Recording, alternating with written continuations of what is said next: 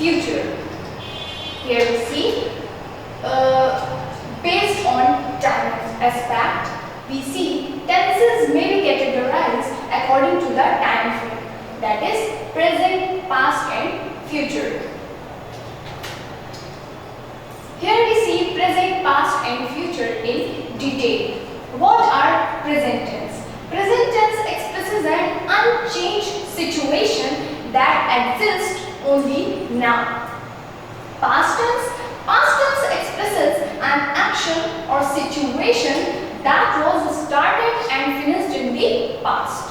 Future tense expresses an action or situation that will occur in the future. Here we go.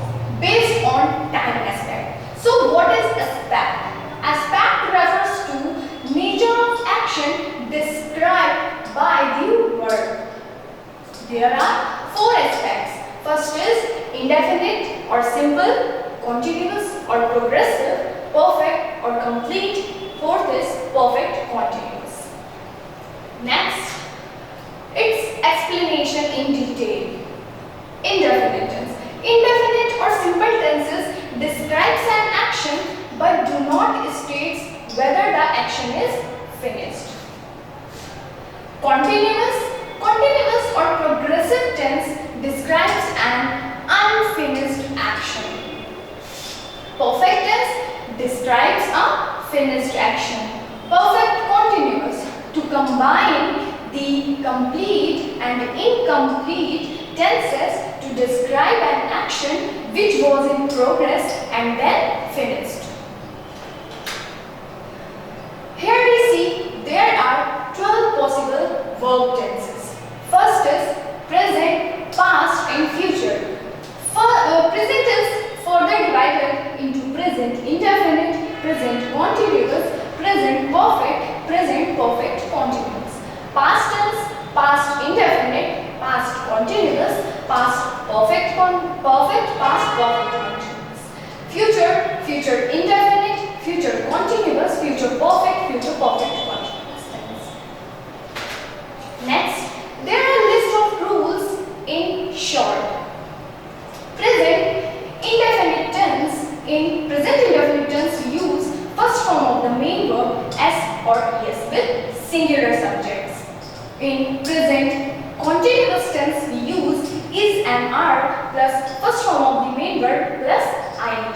Ing is must in continuous sentences.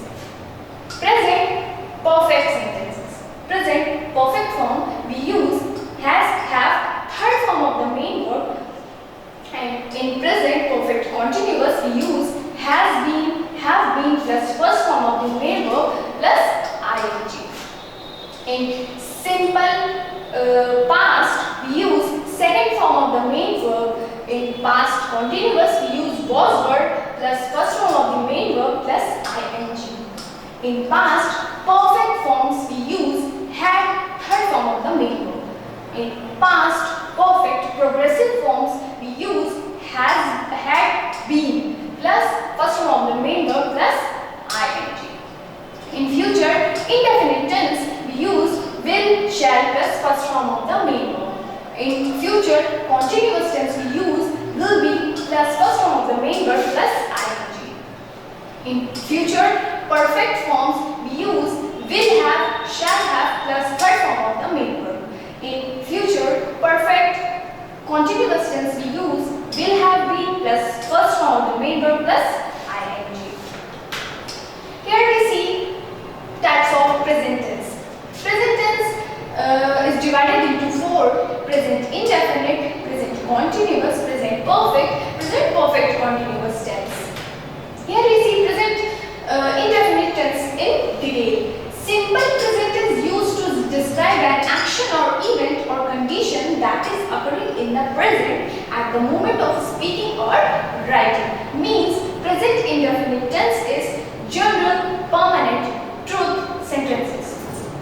For examples, I play, she played, he plays. Next, here we see some rules for singular and plural subjects. For singular subjects, we use subject plus first form of the main verb plus s or es plus object plus others. And with plural sentences, we use subject plus first form of the main verb plus object plus others. Here we see some examples of singular and plural subjects. Child plays. Children play. Here we see some more examples of present indefinite tense. For universal truth, we use the sun rises in the east, or we use the sun sets in the west. For habits, we use I get up early in the morning. Aisha brushes her teeth twice a day. Here next we see some more examples. For general truth, we say I live in Lahore. They speak English at work.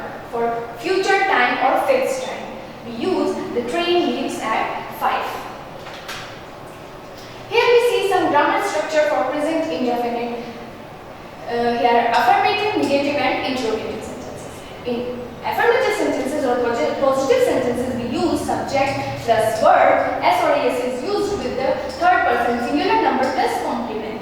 Negative sentences, we use subject plus auxiliary do or does plus not plus verb plus complement.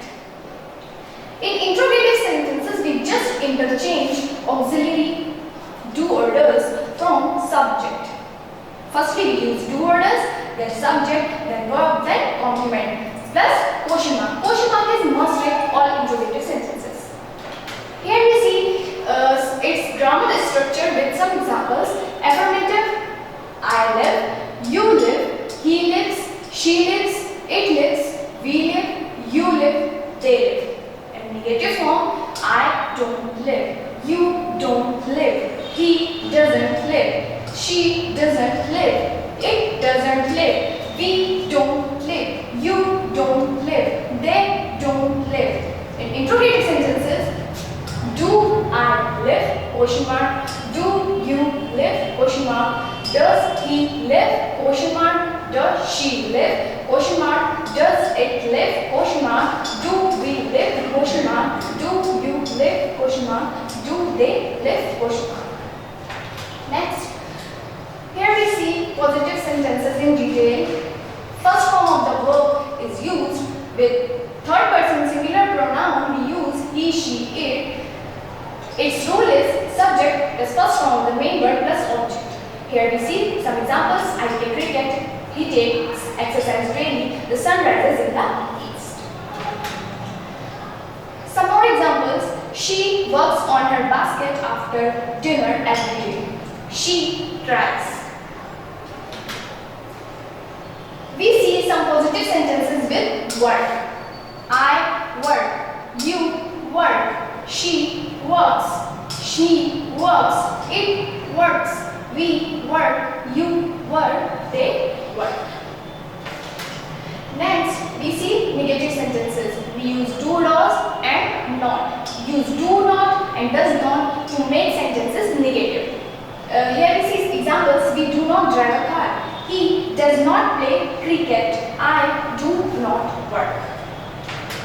Here we see negative sentences with work. I do not work. You don't work. She does not work. He does not work. It does not work. We do not work. You do not work. They do not work. Next, we see some more examples. I do not read every day. You do not read every day. He, she, it does not read once a week. We do not read at home. You do not read at home. They do not read at home. Next, here are some short forms for do not and does not. For do not we use don't. For does not we use doesn't. As we see, I don't read. You don't read. For he, she, it, we use doesn't read once a week. We don't read at home. You don't read at home. They don't read at home. Here we see some more examples for negative sentences. He doesn't work as a doctor. He doesn't work. They don't sing he doesn't drive. Next, we see some interrogative sentences in detail. Do or does at the start, at the end, question mark is must. Does he tell a lie? Question mark. Do we win the match? Question mark.